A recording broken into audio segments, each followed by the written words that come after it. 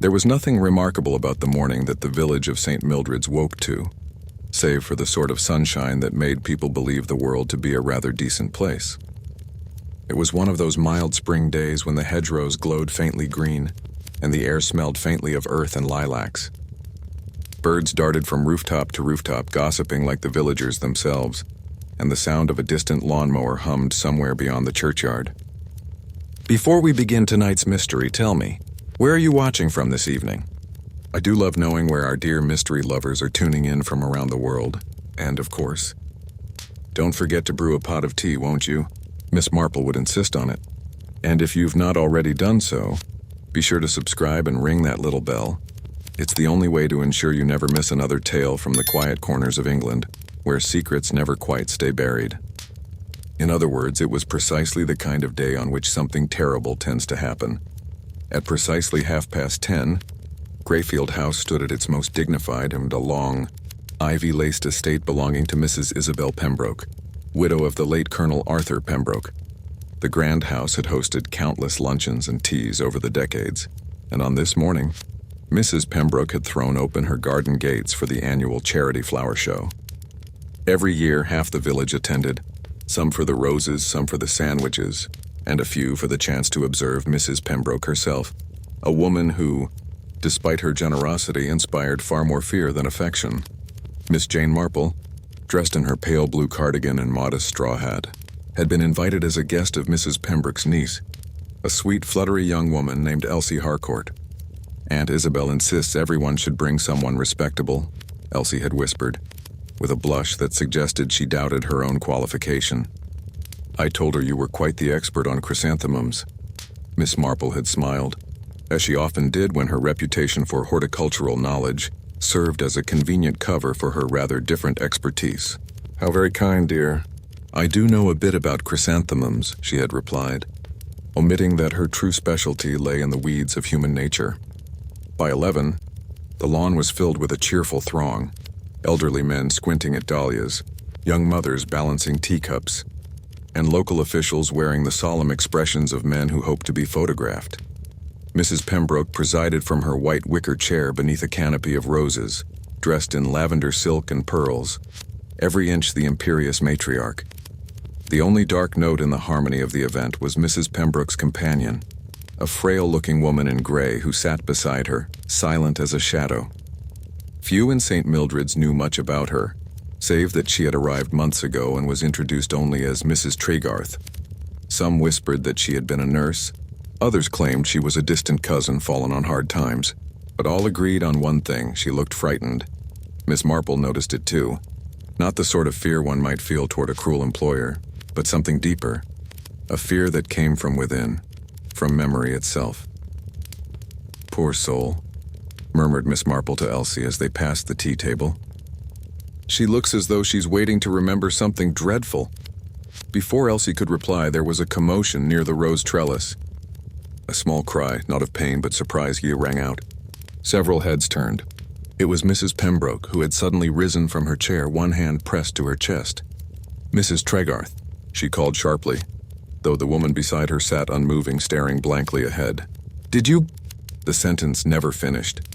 Mrs. Pembroke swayed once, twice, and then collapsed onto the manicured lawn, her teacup shattering beside her. For a moment no one moved. Then came the collective gasp, the rustle of skirts and the scramble of voices. Someone shouted for Dr. Latimer, someone else for water. Miss Marple, calm as a church bell, bent to set down her cup and moved quietly toward the scene. Within minutes, it became clear that Mrs. Pembroke was dead. The doctor arrived swiftly, but there was little he could do beyond muttering something about heart failure. The local constable, a young and nervous fellow named Briggs, took down names while villagers clustered together in uneasy groups. Only Miss Marple stood a little apart, watching not the body but the living. Mrs. Tregarth sat still, her expression oddly vacant, as if she were not entirely aware of where she was. Elsie Harcourt sobbed uncontrollably, clinging to a handkerchief as though it could anchor her to sense. The vicar murmured a prayer, while Mrs. Goodwin, the baker's wife, whispered something about divine punishment for arrogance. But Miss Marple noticed something curious, a faint smear of lilac-colored powder on Mrs. Pembroke's teacup handle. Not enough to be obvious, just a trace. And another thing, when Constable Briggs had asked Mrs. Tregarth for her address, she hesitated. Her lips trembled as though searching for a word she had misplaced. I can't remember, she whispered at last. The words hung in the air like a chill wind. That evening, as the last of the guests drifted away and the shadows deepened across the village green, Miss Marple sat quietly in her cottage at the edge of St. Mildred's. Her knitting needles clicked, softly in the fading light. Heart failure, the doctor had said, perhaps, but Miss Marple had seen too many. People die naturally, and too many die unnaturally. Not to tell the difference. Somewhere between Mrs. Pembroke's lavender perfume and Mrs. Tregarth's trembling silence lay the truth. And as the clock chimed 7, Miss Marple murmured softly to herself, "How very curious. A lady who forgot where she lived, and another who forgot to live at all." The death of Mrs. Isabel Pembroke was the kind of event that the village of St. Mildred's had not seen in years. And, though it would have been improper to say so aloud, it brought with it a certain excitement. By the following morning, her passing had become the sole topic of conversation, from the greengrocer's counter to the churchyard gates. The vicar, who prided himself on discretion, found himself cornered by Mrs. Goodwin, who asked, purely in confidence, of course, whether it was true that Mrs. Pembroke had turned blue before collapsing. I couldn't possibly say. "Mrs. Goodwin," he replied, flustered. "Dr. Latimer believes it was the heart." "Ah," said Mrs. Goodwin knowingly. "But the heart can be a tricky organ, can't it? Especially if something helps it along." Her meaning was not lost on anyone within earshot. By noon, half the village had decided that Mrs. Pembroke had been poisoned. The other half merely waited for proof. At the post office, Miss Hartnell declared that she had always known something was off about that companion woman, Mrs. Tregarth. "Mark my words," she said, leaning across the counter. The moment she arrived, Mrs. Pembroke began locking her desk drawers. "I saw her once, plain as day, turning the key twice." Mrs. Price Ridley sniffed. "Well, if you ask me, it's Elsie Harcourt one ought to look at. She's been after her aunt's pearls for years. I said to my husband only last month, 'Reginald,' I said, 'that girl has too many gloves for someone on a modest allowance.'" Across the lane, at the bakery, speculation took a more practical tone. "Tea," muttered Mr. Goodwin. "Kneading dough. That's how they do it. A pinch of something nasty in the sugar bowl, and there you are." "Rubbish," said his wife. "If she was poisoned, it'd have to be in her cup, not the sugar." Miss Marple said she saw her pour her own tea. Mr. Goodwin looked up sharply. "Miss Marple was there?" "Oh, yes," said Mrs. Goodwin, her eyes gleaming. "And she's got that way about her, hasn't she? Quiet, watching. You'll see. She knows more than she lets on." Meanwhile, in her neat little cottage on Old Mill Lane, Miss Marple was reading the St. Mildred's Gazette, which had already printed the news in somber italics. "Tragic sudden death at Grayfield House. Beloved local benefactress passes away amid charity event." The reporter had taken pains to emphasize Mrs. Pembroke's philanthropy and the success of the flower show, but Miss Marple noted what was missing: any mention of Mrs. Tregarth. She folded the paper carefully and set it aside, her eyes thoughtful. A soft knock came at the door, followed by the uncertain voice of Elsie Harcourt. "Miss Marple, may I come in?" The poor girl's eyes were red-rimmed, and she twisted a lace handkerchief in her trembling hands. "I didn't know where else to go," Elsie began. "Everyone's saying dreadful things, and about Aunt Isabel, about Mrs. Tregarth. And now the police say they must wait for the coroner." "Yes, dear," Miss Marple said gently, guiding her to the armchair. "These things take their course. Tea?" Elsie nodded weakly, then whispered, "Do you think it could have been natural?" Miss Marple poured with steady hands. "Well, Dr. Latimer is a competent man, but death seldom visits without leaving footprints, even if they are faint ones. I can't imagine anyone wanting to harm her," Elsie said, though her voice lacked conviction. "Aunt Isabel could be stern, of course, but she wasn't cruel." Miss Marple smiled faintly. "Sternness can wound more than cruelty, my dear, especially when it's cloaked in duty." Elsie hesitated. "There was one thing," she murmured. "Mrs. Tregarth," she looked frightened before Aunt collapsed. Not shocked, frightened, as if she expected it. Miss Marple's eyes brightened almost imperceptibly. "Expected it, you say?" Elsie nodded. She's been so strange lately. Forgetful, too. Yesterday morning she couldn't remember where she'd put the silver tray. And when Aunt scolded her, she said she didn't even remember being in the kitchen at all. Memory can be an unreliable servant, Miss Marple mused. But when it forgets too conveniently, one must wonder who's giving the orders. Before Elsie could reply, there was another knock, this time brisk and official. Constable Briggs stood awkwardly in the doorway, hat in hand. "Beg pardon, Miss Marple," he said, flushing slightly. "The inspector asked me to speak with anyone who was close to Mrs. Pembroke. I was told you were present at the event." "Yes," Miss Marple said mildly. "And what has the inspector concluded so far?" Briggs shifted uncomfortably. "Well, ma'am, Dr. Latimer's report isn't conclusive yet, but we're treating it as, well, possibly suspicious." "How very prudent," Miss Marple said. "And Mrs. Tregarth?" "Still at Grayfield House," Briggs replied. "Can't recall much of anything. Says she doesn't even know where she was born. Poor old dear's been crying on and off."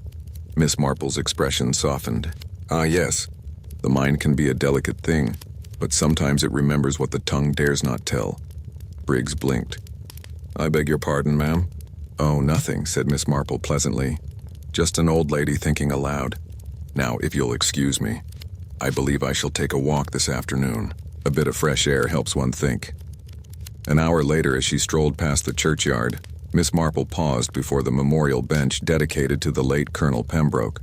Its brass plaque gleamed faintly in the sun. A bunch of wilted daffodils lay beside it, fresh enough to suggest someone had placed them there within the past day. She glanced toward the path leading to Grayfield House, where the windows still wore their heavy mourning drapes. In one of the upper rooms, a curtain moved. Not by wind, she thought, but by a cautious hand. "Poor Mrs. Tregarth," Miss Marple murmured. To forget so much and yet remember to draw the curtain. That night, as the bells of St. Mildred struck 9, the village whispered its theories over supper tables. But only Miss Marple sat awake at her writing desk, noting down 3 small facts on a piece of paper. Lilac powder on teacup handle. Mrs. Tregarth's memory lapses. Selective?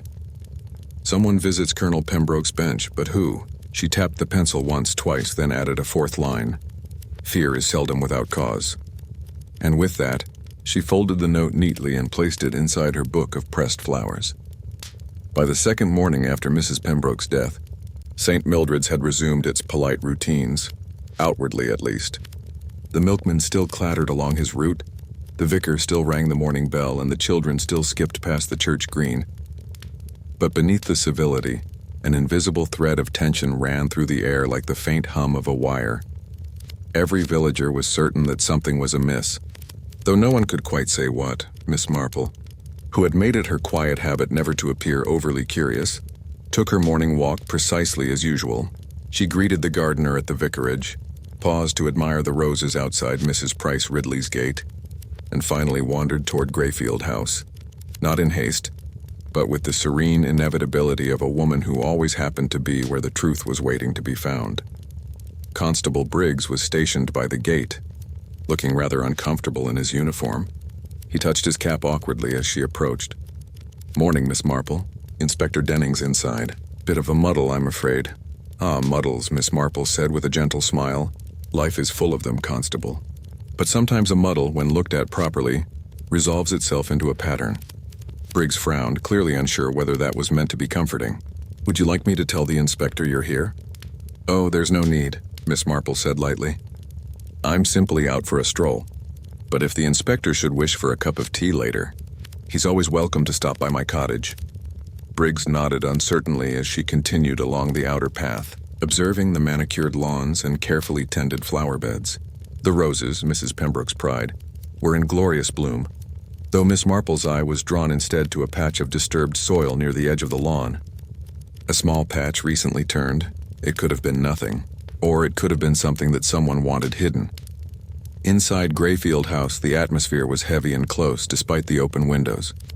The housekeeper, Mrs. Cribbins, met Miss Marple in the hall with a sniff of suspicion.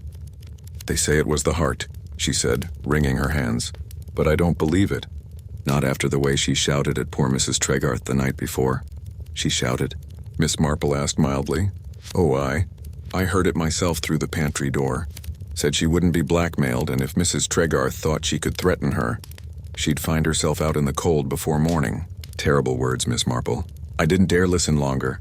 Miss Marple nodded gravely. And what did Mrs. Tregarth do afterward? Mrs. Cribbins hesitated. That's just it. She came downstairs crying something awful, but then she stopped all of a sudden, like she'd forgotten why she was crying. Stood there blank as a wall for near a minute. Strange, Miss Marple murmured. Very strange indeed. The housekeeper leaned closer. Between you and me, miss, she's not right in the head. Some sort of nervous thing. If you ask me, the poor creature's been through something dreadful. Later that afternoon, Inspector Denning paid Miss Marple a visit, a tall, serious man with the air of someone more accustomed to the city than to the gossip-choked lanes of St. Mildred's. I hear you were at Greyfield House the day of the incident. Miss Marple, he began, taking a seat reluctantly in her sitting room. I like to hear what sharp-eyed witnesses notice. You've a reputation for, well, noticing. Miss Marple smiled modestly. Only what others overlook, Inspector. People are very much like plants, you know. They thrive or wither according to their nature. One simply has to know which weeds belong where. Denning gave a faint smile despite himself. I take it you think there's more to this than heart failure? Well, Miss Marple said, pouring tea. Dr. Latimer did his duty, but he's a man of science. And science often misses what's perfectly plain in the garden of human behavior. Mrs. Pembroke was not a woman who permitted her heart to fail easily. Her sense of control was far too strong for that. Denning leaned forward. You think someone helped her along? Miss Marple sipped delicately. I think perhaps someone feared what she might say on to recall. He frowned. You refer to Mrs. Tregarth? Possibly, said Miss Marple, though I rather suspect her forgetfulness is a shield of some sort. Genuine in part, but conveniently selective. Have you spoken with her? Yes, said Denning. She's difficult to pin down. Can't recall where she lived before coming to Greyfield House. Says she remembers faces but not names. When I asked what she did before entering Mrs. Pembroke's service, she simply said, I looked after someone. Then she went white as a sheet. Miss Marple nodded slowly. A caretaker, then. A nurse, perhaps, or something more complicated. You know, Inspector, it's often the way. The ones who tend the dying sometimes forget to tend themselves. Denning sighed. And Miss Harcourt? Any reason to suspect her? Miss Marple's eyes twinkled faintly. Only that she is young, frightened, and fond of lace handkerchiefs. Not the sort of person who administers death with her tea. Denning smiled faintly. You have a poetic way of putting it. Oh, not poetic, said Miss Marple softly, just practiced. After the inspector had gone, Miss Marple stepped outside into the dusk. The scent of lilac was stronger that evening, carried by the cool air. She wandered to her small back garden where the flowers stood in tidy rows. She bent over her tea roses, not to prune but to think, the lilac powder. The quarrel, the disturbed soil at Greyfield House, and a woman who claimed to forget her past. People seldom forget entirely, she murmured. They only rearrange their memories so they can live with themselves. She straightened and looked up at the sky, now streaked with gold and violet. Somewhere in the distance a church bell tolled. Who are you, Mrs. Tregarth? She whispered. And what have you chosen to forget? That same hour, far across the village, a maid at Greyfield House let out a startled cry. She had gone to bring supper to Mrs. Tregarth's room, only to find the bed empty, the window open, and the curtain fluttering in the evening wind. On the bedside table lay a single folded note, scrawled in a shaky hand. I did not mean for her to die. But she remembered, and so must I. By dawn, the entire village knew that Mrs. Tregarth had vanished. The news spread faster than the church bell could ring for morning prayers, whispered from the milkman to the postmistress, from the baker to the butcher. Each version more dramatic than the last. She escaped through the window. She left a note confessing. She's hiding in the woods near the old quarry. She was seen walking toward the railway station at dawn, pale as death, carrying a small bag. By 9 o'clock, even Miss Marple's kettle had not finished boiling before Mrs. Price Ridley was at her door, bursting with the kind of righteous energy only gossip can provide. It's proof, Miss Marple. Proof, I say. The woman killed Mrs. Pembroke and fled. No one forgets their past unless it's something wicked. And that note, oh, it's all over the village. She remembered, and so must I, it said. Chilling? Miss Marple, who was buttering her toast, looked up mildly. Did you see the note yourself, Mrs. Price Ridley? Well, no, the lady admitted, her tone faltering. But Mrs. Goodwin's cousin's daughter works at the house, and she swears she read it. Miss Marple smiled gently. I've always found it best to be cautious with second-hand reading. Words do tend to grow when passed from mouth to mouth. Mrs. Price Ridley looked somewhat deflated, but soon rallied. The police are searching the woods. Inspector Denning himself, I hear. They'll catch her before nightfall, mark my words. Miss Marple nodded, untroubled. Yes, perhaps they will. But I do hope when they find her, she's not as guilty as everyone seems so eager for her to be. At Grayfield House, Inspector Denning stood grim-faced in the morning light. The note lay before him on the polished table, its shaky handwriting magnified by the gravity of the words. I did not mean for her to die, but she remembered, and so must I. He rubbed his chin thoughtfully. It sounds like guilt, he muttered, but it also sounds like confusion. Dr. Latimer, who had been summoned again to examine the teacup Miss Marple had mentioned, shook his head. If you're hoping for chemical proof, Inspector, you'll be disappointed. The residue on the cup was faint, lavender powder, the kind used for scenting gloves.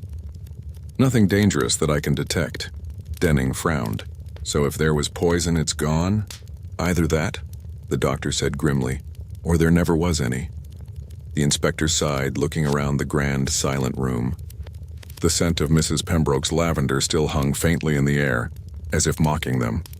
She had enemies, Doctor. Even here in her own village, Latimer gave a tired smile. Everyone has enemies, Inspector.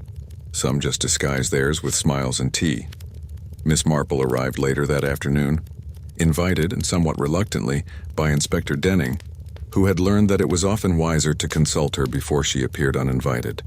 You see, Miss Marple, he said, gesturing toward the note, this looks quite conclusive to me. The companion admits guilt and disappears. Textbook case, Miss Marple read the note in silence.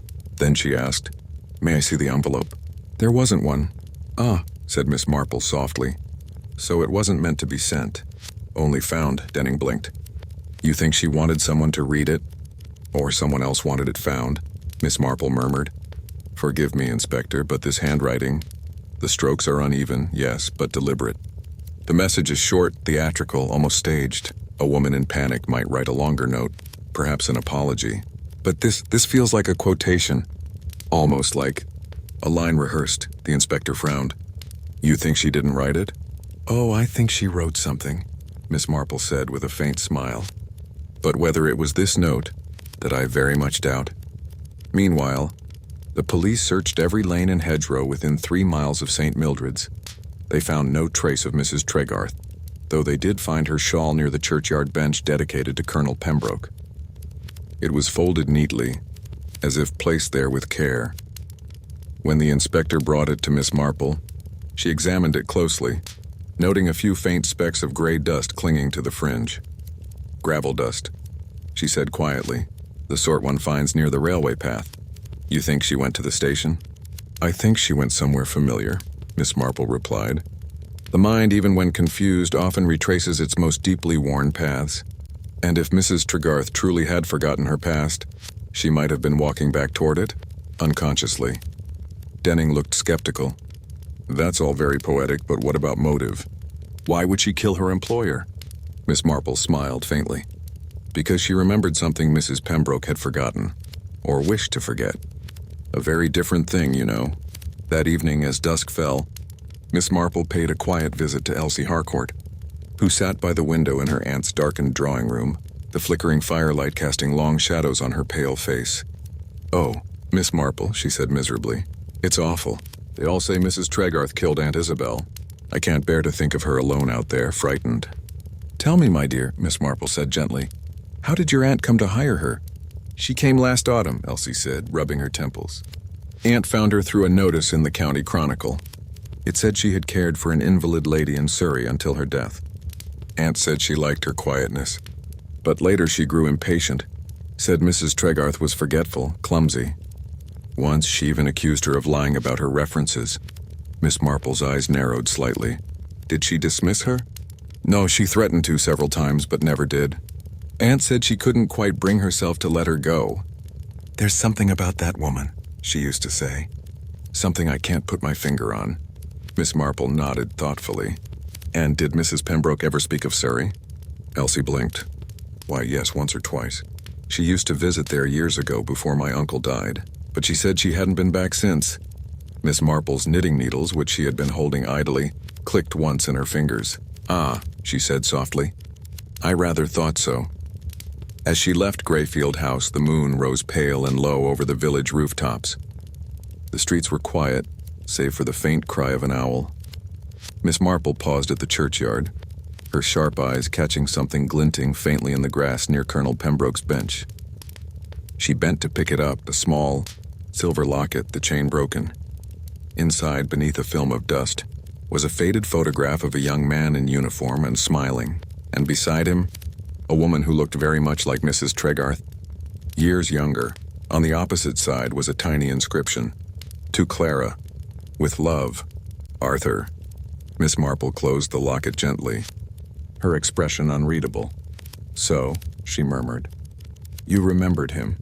After all, the following morning dawned pale and restless.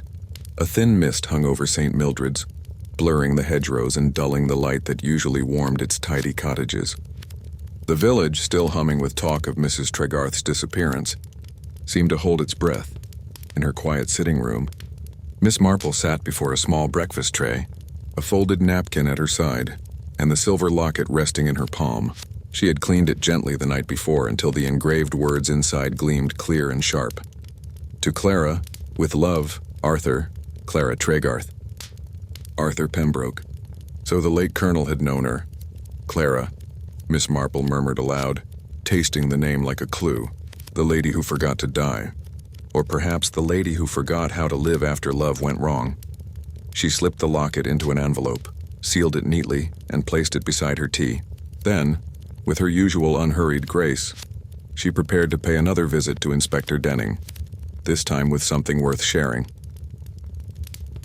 At the temporary police office set up in the parish hall, Inspector Denning looked more tired than usual. The morning's reports had yielded little. The search teams had found no trace of Mrs. Tregarth near the railway path, and though the London line had been checked, there was no ticket sold under her name. When Miss Marple entered, he straightened and managed a weary smile. Good morning, Miss Marple. I trust you've come to tell me you found my missing suspect hiding behind your garden hedge. Miss Marple chuckled softly. Not quite, Inspector, though I dare say she might have preferred my hedge to your questions. She handed him the envelope. I found this last night near the colonel's memorial bench. Denning unfolded it carefully, eyes narrowing as he read the inscription. Clara, so Mrs. Tregarth was once connected to the colonel himself? Indeed, and perhaps more deeply than we imagine, Miss Marple said. You see, Inspector, in a village such as ours, people seldom leave their pasts entirely behind. They simply let them fade until the right moment calls them back into focus. Denning frowned. If she was the colonel's lover or something of the sort, why would she come back years later as a companion to his widow? Guilt, perhaps, Miss Marple mused. Or a desire for forgiveness. Or simply necessity. Life, Inspector, is rarely tidy. I suspect Mrs. Tregarth was not the villain of this story, but rather the keeper of one that Mrs. Pembroke would have preferred buried. Denning studied her for a moment, tapping his pen against the desk. Let's assume you're right. What would Mrs. Pembroke have to fear from her? Miss Marple smiled gently. Ah, now that is the question. You see, memory is a peculiar thing, Inspector. We often suppress what we cannot bear. Yet the truth has a way of surfacing even when we least expect it. She paused, glancing toward the fogged window. Tell me, have you spoken to Mrs. Pembroke's solicitor? Not yet, Denning admitted, though I've requested her will from London. Do so quickly, Miss Marple advised. I think you may find a recent alteration. Denning raised an eyebrow. You believe Mrs. Pembroke changed her will? Oh, I'm quite sure of it, Miss Marple said mildly. Women like her seldom invite companions without an ulterior motive, or without consequences once they learn something inconvenient. Meanwhile, across the village, Elsie Harcourt was sitting alone in her aunt's drawing room, staring at the empty chair that had once held Mrs. Pembroke's imperious figure. The house felt ghostly now, the ticking clock too loud, the shadows too long. When Miss Marple arrived, Elsie seemed grateful for the company. Oh, Miss Marple, she said, rising quickly. I'm so glad you've come. The police were here again this morning. They asked me about the locket. They said you found it? Yes, dear, Miss Marple said gently. And it seems your aunt's late husband once had a connection to Mrs. Tregarth, long before your time. Elsie frowned. To Mrs. Tregarth? That can't be. Aunt Isabel would have said so. Would she? Miss Marple asked softly. People often prefer the silence of scandal to the noise of confession. Tell me, my dear, was there ever any talk of unhappiness between your aunt and the Colonel? Elsie hesitated, then sighed. They were not close in later years. He spent much time away, even before the war. Aunt said he had a weak constitution, but sometimes I wondered if it wasn't his heart she meant, but his conscience. Miss Marple nodded, her eyes kind but sharp. And after his death? She wore mourning for a year and then never spoke of him again, Elsie said. When I was a child, I once asked if she missed him. She told me quite firmly that some men are better remembered as photographs. Miss Marple smiled faintly. That sounds like your aunt indeed, Elsie bit her lip. Do you think Mrs. Tregarth knew something about him? Something that frightened Aunt? I think, my dear, Miss Marple said, that Mrs. Tregarth knew the truth, and your aunt could not bear to hear it spoken. That evening, the solicitor's clerk from London arrived with a sealed envelope addressed to Inspector Denning. Inside was a copy of Mrs. Pembroke's will, and a letter, written only 2 weeks before her death. The will, it turned out, left a small annuity to one Mrs. Clara Tregarth, described as a former friend of my late husband, now in need of care. But the accompanying letter was stranger still. If anything should happen to me, see that Mrs. Tregarth receives nothing more than this sum. She has been paid once for her silence. I will not pay her twice. Denning read it aloud in Miss Marple's presence, the room quiet save for the ticking clock. Paid for her silence, Miss Marple repeated softly. Yes, and perhaps at last she wished to speak. Denning leaned back. So Mrs. Pembroke feared exposure, and Mrs. Tregarth, guilt. It fits the motive.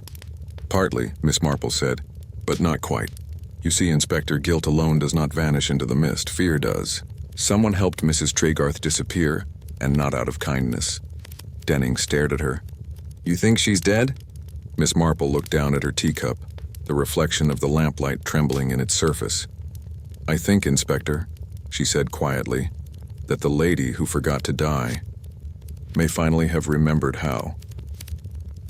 By the third day after Mrs. Pembroke's death, St. Mildred's seemed caught in an odd stillness, the kind that hangs over a field before a thunderstorm breaks. The gossip had grown quieter, not from lack of interest, but because people had begun to sense that the truth, whatever it was, might be far darker than they wished to believe.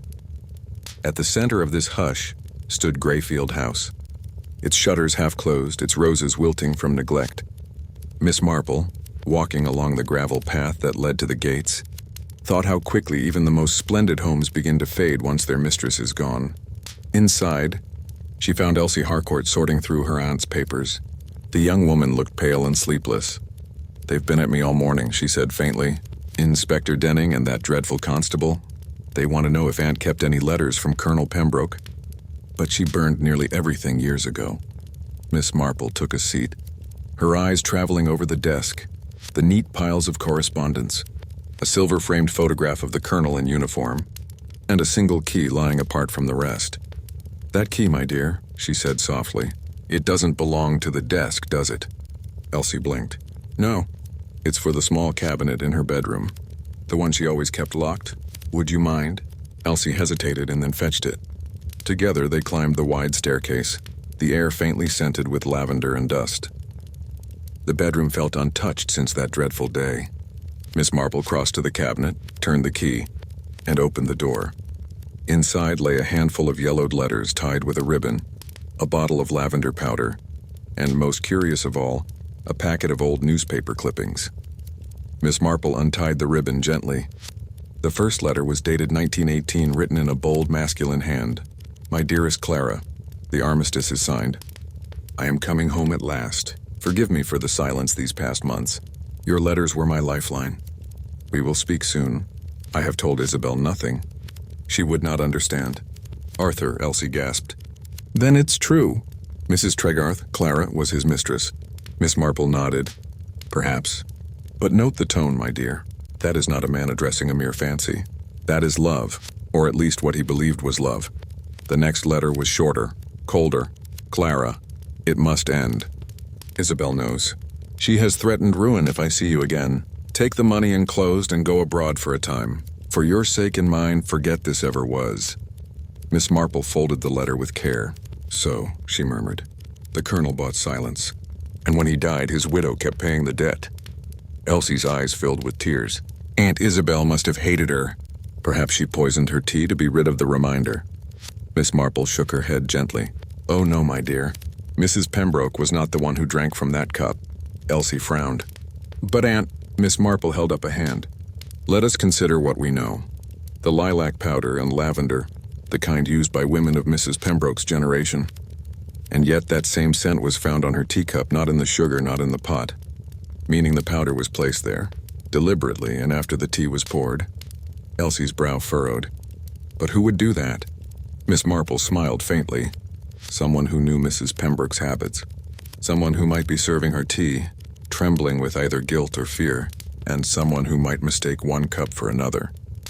Realization flickered slowly in Elsie's eyes. You mean Mrs. Tregarth poisoned herself? Possibly, Miss Marple said. Or possibly someone arranged it so she would appear to have done so. Later that afternoon, Miss Marple returned to the village green, where Inspector Denning was questioning Dr. Latimer outside the vicarage.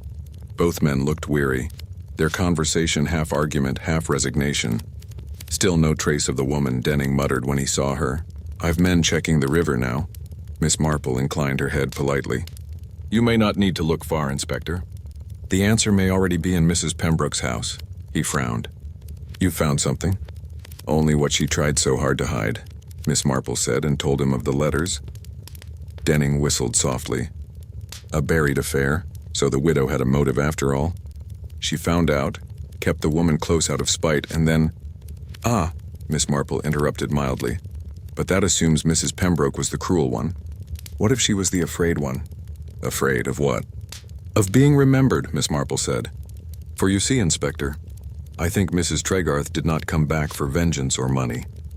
I think she came back because she was dying, and she wanted peace. Perhaps she even warned Mrs. Pembroke of her illness. But instead of compassion, she met fear. The fear of exposure, of old scandal revived. Denning rubbed his temples. You mean the widow killed her out of panic? Miss Marple shook her head. No. I think panic led to argument. Argument led to clumsiness. Perhaps a cup was switched. Perhaps Mrs. Tregarth meant only to frighten her. A dose of something harmless meant to remind the proud lady of guilt. But the powder she used, maybe an old medicine forgotten in its strength, proved fatal to the wrong woman. Denning stared at her. You're suggesting an accident? Of a very human kind, Miss Marple said softly. But someone else knew of that quarrel.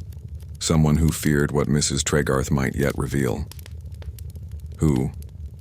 Miss Marple's gaze drifted toward the churchyard, where the evening mist was gathering once more. Who indeed? The one person who had most to gain by silencing, and most to lose by truth. The one who loved Mrs. Pembroke enough to keep her secrets, or to avenge them.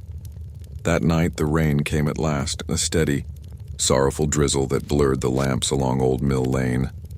Miss Marple sat by her fire, her knitting resting forgotten in her lap, thinking of the locket, the letters, and the trembling hand that had written the note. I did not mean for her to die. She rose, went to her writing desk, and opened her small notebook of observations. Poisoned cup, lavender scent, confusion of hands, letters. Colonel's affair confirmed Mrs. Pembroke feared exposure. Someone else benefits, perhaps unknowingly. She tapped her pencil once, then added, a secret seldom stays buried alone. Outside, the rain whispered against the windows, like the murmurs of the dead. And somewhere in that sleeping village, a figure moved quietly beneath an umbrella, pausing by the churchyard bench, placing a single lavender bloom upon the wet wood.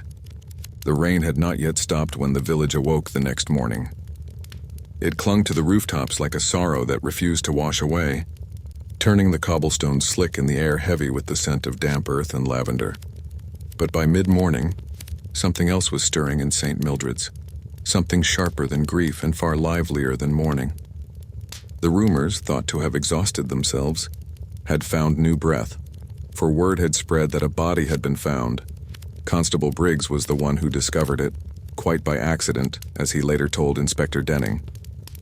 He had gone to check the riverbank below the old mill, following the current just beyond the churchyard, when his torchlight caught upon something pale caught against the reeds.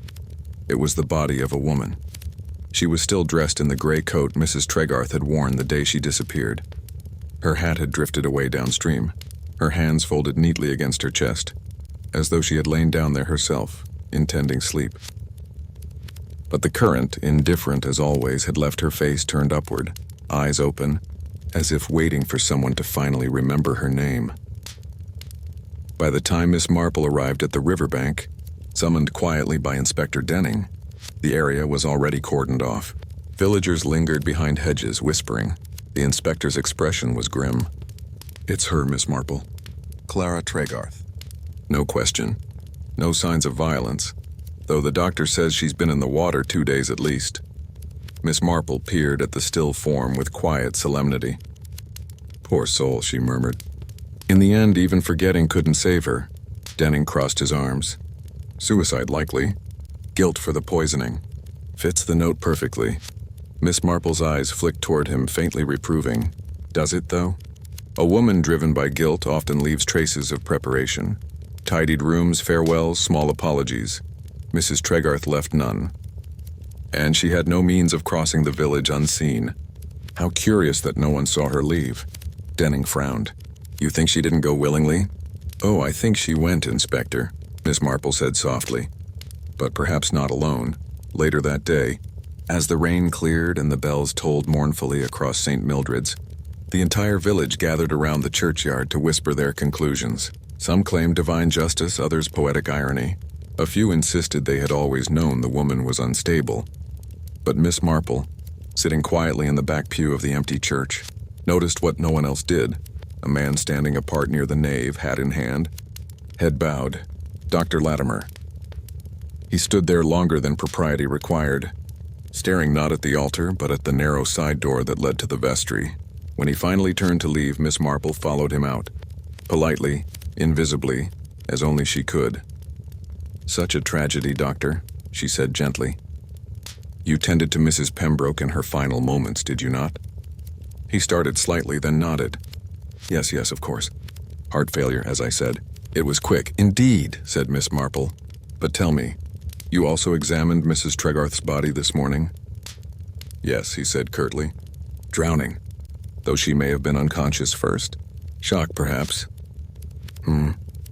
Miss Marple's eyes drifted toward the churchyard. "It's a curious thing, Doctor. Lavender powder is harmless, yet it may conceal other substances if mixed. One wonders whether anyone in the village might have access to such compounds." Latimer stiffened. "You're implying in what exactly?" "Oh, nothing at all," Miss Marple said sweetly. "Only that in my experience, doctors often have the best intentions, but sometimes they grow too accustomed to deciding who deserves mercy and who does not." His jaw tightened. "You speak in riddles, madam." "Yes," she said with a mild smile. "But then so does guilt." He turned sharply and walked away, his boots striking hard against the cobblestones. That evening, Miss Marple sat at her small writing desk once more. The newspaper headline glared up at her. "Tragic end to Greyfield affair. Companion found dead in river. Suicide confirmed." She clipped the article carefully and pinned it beside her notes. Then she drew a small line beneath the word suicide and wrote, "Convenient." She then opened the locket again, studying the faces within. Arthur Pembroke and Clara, forever young, forever guilty. A thought began to form, as faint and certain as a thread tightening through her mind. If Dr. Latimer had been called so quickly to Mrs. Pembroke's side, quicker than even the constable, then who had summoned him? And how had he known she was in distress before the alarm was raised? She reached for the telephone. "Inspector Denning, please," she said when the line connected. "Yes, it's Miss Marple. I believe it's time we spoke again, about the timing of that death certificate." An hour later, Denning arrived, soaked and irritable but attentive. Miss Marple greeted him with tea and calm assurance. "I've been thinking," she said, "about the morning of Mrs. Pembroke's death. Dr. Latimer was on the scene within minutes, was he not?" "Yes," Denning said. "He was attending a patient on the next street." "Fortunate coincidence." "Fortunate indeed," Miss Marple murmured, almost as though he'd been warned to stay nearby. Denning blinked. "You're suggesting he—" "Oh, not yet, Inspector. But I find it fascinating that Mrs. Pembroke's death benefited him as much as anyone. You see, her will included an endowment to the St. Mildred's Clinic, for which Dr. Latimer is the trustee. Quite a generous one, I believe." Denning's brows shot up. "You're certain?" Miss Marple slid a folded paper across the table, a copy of the solicitor's notes. "Quite." He stared at it, then back at her. "You think Latimer poisoned her and staged the companion's suicide to cover it?" "I think," Miss Marple said softly, "that the good doctor may have grown impatient waiting for nature to take its course. And when Mrs. Tregarth realized what he'd done, when she remembered enough to be dangerous, she too had to be silenced." Denning sat back, letting out a long breath. "Good Lord," Miss Marple smiled faintly. "Evil seldom appears with horns and a tail, Inspector. Sometimes it comes wearing a stethoscope and carrying a lavender-scented glove." That night, as she watched the rain taper off beyond her window, Miss Marple felt the pieces settling quietly into place. There were still questions, of course, and there always were. But now she could see the shape of the story clearly. A man who thought himself merciful. A woman who thought herself righteous. And another who remembered too late. The village would not know it yet, but the storm had only just begun. By the following morning, St. Mildred's had begun to return to its version of normal. The grocer opened on time, the vicar rehearsed his Sunday sermon, and the bakery smelled again of warm bread. But beneath the familiar rhythms, a quiet unease lingered.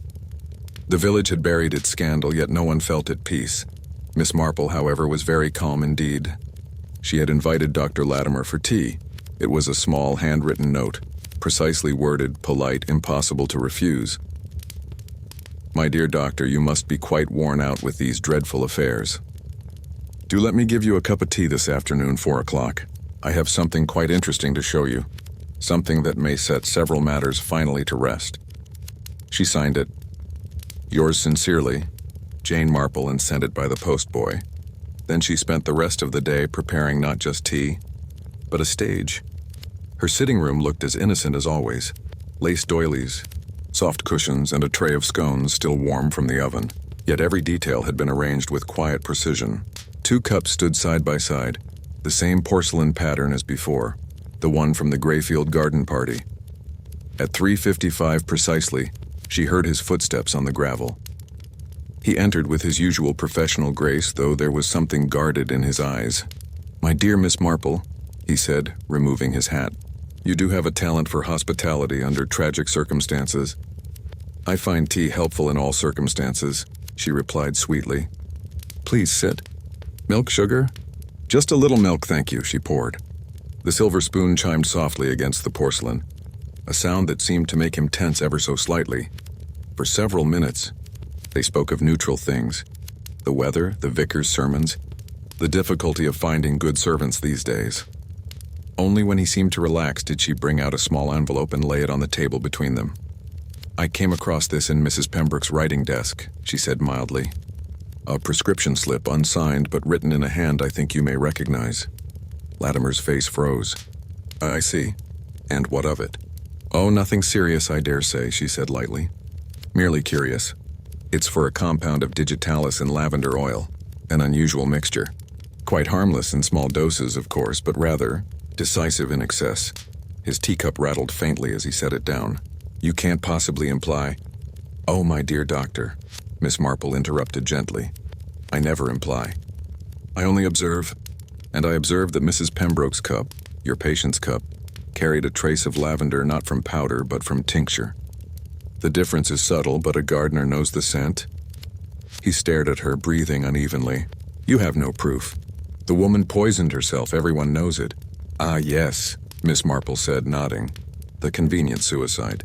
So convenient, in fact, that it rescued you from a most unpleasant accusation. You see, Mrs. Tregarth remembered something important the day she disappeared." She leaned forward, her voice soft, almost kindly. She remembered that she had confided her suspicions about Mrs. Pembroke's medicine to you, that she feared the dosage had been altered. You assured her it was safe, but when she began to recall too much, you visited her that evening, didn't you? You offered her something to help her sleep. Latimer's lips twitched. That's absurd, is it? Miss Marple's blue eyes held his steadily. A man of medicine, respected, admired, and tired of watching the slow decline of wealthy patients who cling to life. How easy it would be to call it mercy, how noble even. But mercy, doctor, is not yours to dispense. He stood abruptly, pacing. You don't understand. Isabel Pembroke was in agony. Heart, lungs, nerves, she begged me for release. She said she couldn't bear the humiliation of exposure, the whispers about her husband's infidelity. I merely eased her passing. Miss Marple's voice remained calm. And Clara Tregarth? Did she beg you too? He turned, his face hardening. She found the vial. She knew what I'd done. I couldn't let her ruin everything, not after years of service, of respect. She stumbled by the river. It was quick. You must see, Miss Marple, it was all quite gentle. For a long moment, there was only the ticking of the clock. Then Miss Marple sighed softly. Oh, doctor, you remind me of a boy I once knew who snipped the heads off flowers because he thought they drooped too soon. He meant no harm either, just tidiness. He stared at her, realization dawning. You invited me here to confess. Not at all, she said mildly, reaching for her knitting. Confessions are such untidy things. I merely wished you to feel for a moment what your patients felt. The illusion of calm while the truth works quietly beneath the surface. At that instant, the door opened. Inspector Denning stepped inside, removing his hat with grave politeness. 2 constables followed. Latimer's face went white. I see, he said, his voice flat. You tricked me. Miss Marple looked up with serene regret. No, doctor. You tricked yourself. I only provided the mirror. As they led him away, he paused at the door. You'll never prove it, he said quietly. There's no evidence. There will be, Miss Marple replied, her tone as gentle as if she were discussing garden pests. You see, when the river gives up one truth, it seldom keeps the rest. I expect your missing vial will wash ashore soon enough. He said nothing more. When they were gone, Inspector Denning turned to her, half in admiration, half in disbelief. You planned that perfectly, Miss Marple. But how did you know he'd speak? She smiled faintly. Because men like Dr. Latimer cannot resist explaining themselves. They mistake confession for justification. Denning nodded slowly. You're quite right. And to think he called it mercy. Miss Marple resumed her knitting. Yes, but mercy, Inspector, is never a matter of dosage. That evening, she walked alone to the churchyard. The rain had stopped, leaving the grass shining and clean. She placed the silver locket on Colonel Pembroke's bench and stood in silence a moment. Rest now, Clara, she whispered. You remembered in the end. That was enough. The wind stirred through the roses, carrying the faint scent of lavender. The next morning dawned bright and clear, the sort of morning that made St. Mildred's look once again like the most peaceful village in England. The church bells rang cheerfully, the baker whistled, and the milkman clattered down the lane, as though murder and scandal were only passing dreams. But behind the polished windows and clipped hedges, people still whispered, Did you hear? They've arrested Dr. Latimer. Miss Marple found him out, of course she did. I always said there was something too tidy about that man. By noon, the whole village had quietly agreed that they had known it all along. At Greyfield House, Inspector Denning stood by the tall drawing-room windows, reading through his notes as the light slanted across the polished floor. Miss Marple sat opposite him, calm and composed, a faint smile on her face. I thought it might help, Denning said. If you explained it in your own way. I'll have to make a report for the inquest and, well, the official version will sound rather less poetic. Of course, Inspector, said Miss Marple, folding her hands neatly in her lap, though I suspect truth is always rather simple once you stop trying to tidy it. She began in her quiet storytelling voice. It started, as such things often do, with guilt, not malice. Colonel Pembroke was unfaithful to his wife, and the woman he loved was Clara Tregarth. When his conscience faltered, he sent her away with money and silence. But secrets, Inspector, have long roots. Years later, when Mrs. Pembroke became a widow, she discovered the affair, perhaps through some surviving letter, and the knowledge festered. Clara, poor soul, must have found herself destitute after her husband's death. She came to Greyfield House hoping for reconciliation, or at least peace. Mrs. Pembroke took her in, perhaps intending charity, perhaps control. But love and jealousy are never tidy things, and soon fear took the place of pity. Denning nodded slowly. She found out about the will, about the hush money. Exactly, said Miss Marple. But the real turning point came when Dr. Latimer entered the picture. He had been the Colonel's physician once and later Mrs. Pembroke's. He was clever, too clever. He saw the widow's frailty, her vanity, her dread of scandal. He convinced himself it was mercy to help her slip away peacefully, and he had access to every medicine imaginable, Clara suspected. She had been a nurse, after all. She noticed the tincture, the faint scent of lavender not from perfume but from a sedative laced with digitalis. She confronted him privately, meaning perhaps to protect Mrs. Pembroke, perhaps to atone for her own past. But fear makes poor allies. The doctor realized she knew, and he acted. Denning frowned. You mean he killed her first? No, Inspector. The order is important. He tampered with Mrs. Pembroke's medicine that very morning, intending her death to appear natural. But when Clara realized what he had done, she panicked. She might even have switched the cups, trying to undo the harm, but the wrong woman drank. In that confusion, Mrs. Pembroke died, and Clara's memory, already fragile, began to unravel under the shock. Miss Marple paused, letting the words settle like dust. She wrote her note that night, half mad with guilt, intending to tell the truth. Latimer followed her to the river under the pretense of comfort. She never returned. Denning's face darkened, and he hid it all behind the appearance of compassion. Yes, said Miss Marple softly. He even managed to make her death look like suicide. Tidy, conclusive, untroubling. But what gave him away was his need for control. He could not bear loose ends. That's why he came to me. Why he argued so vehemently that the case was closed. A guilty man's silence is one thing, Inspector. But a guilty man's eagerness is quite another. Denning looked down at his papers. You're right about everything. The river yielded the vial this morning. Traces of the compound you described. The handwriting on the false note matches his medical ledger, and the solicitor confirmed that the clinic endowment depended on Mrs. Pembroke's death certificate. Miss Marple nodded, her expression one of quiet sadness rather than triumph. So much cleverness and so little kindness.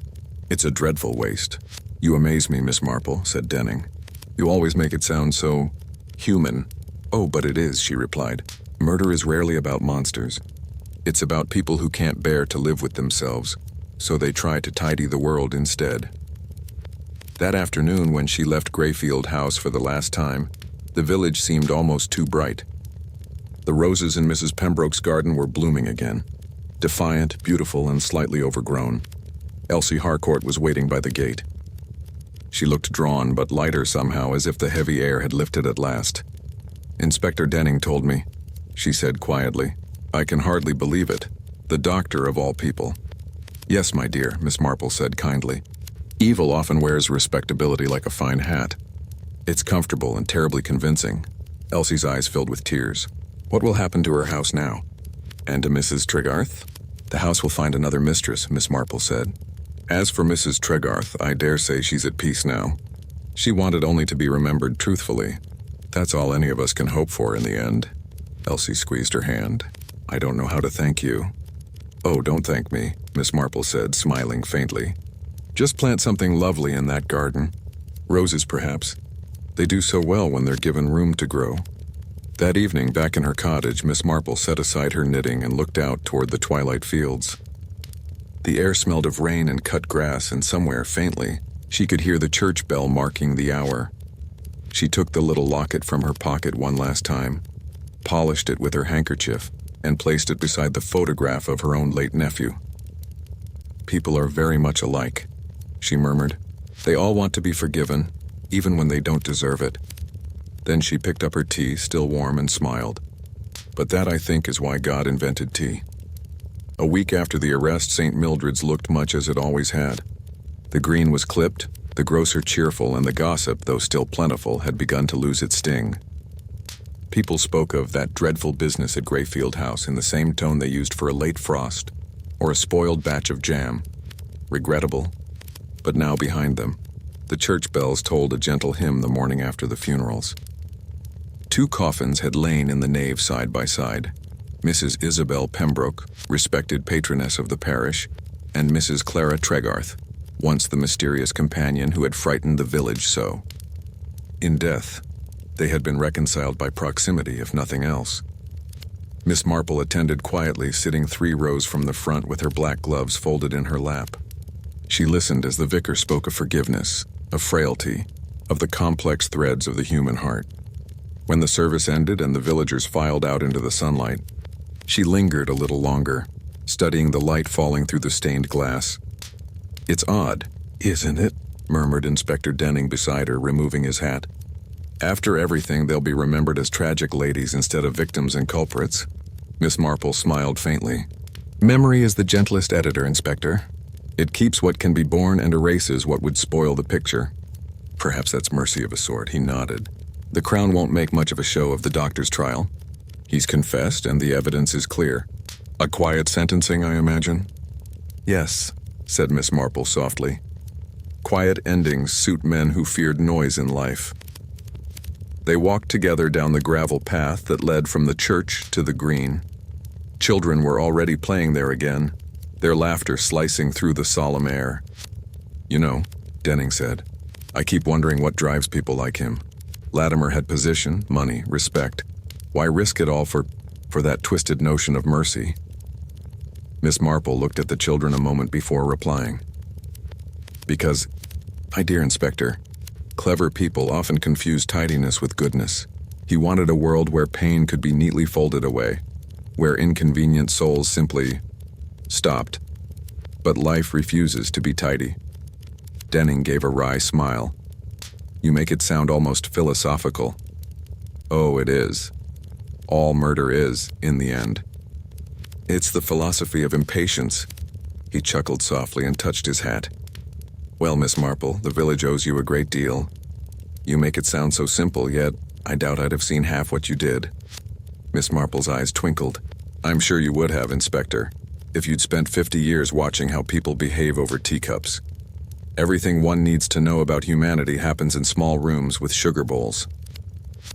Later that afternoon, she returned to her cottage on Old Mill Lane. The sunlight slanted across the lace curtains, filling the little sitting room with gold. She set her hat on its peg, poured herself a modest cup of tea, and sat beside the open window.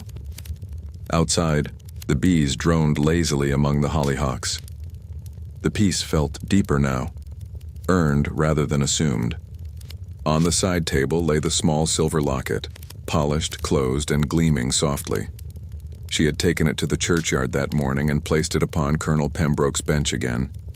But it had felt wrong to leave it there. Some stories, she thought, belonged to the living, not the dead.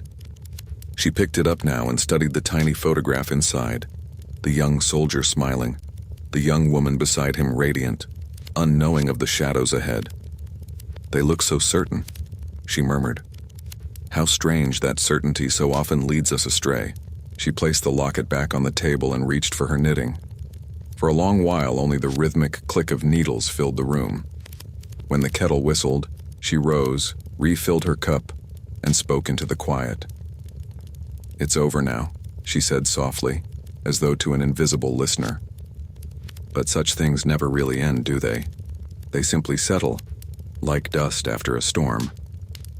A few days later, the St. Mildred's Gazette published its final article on the affair.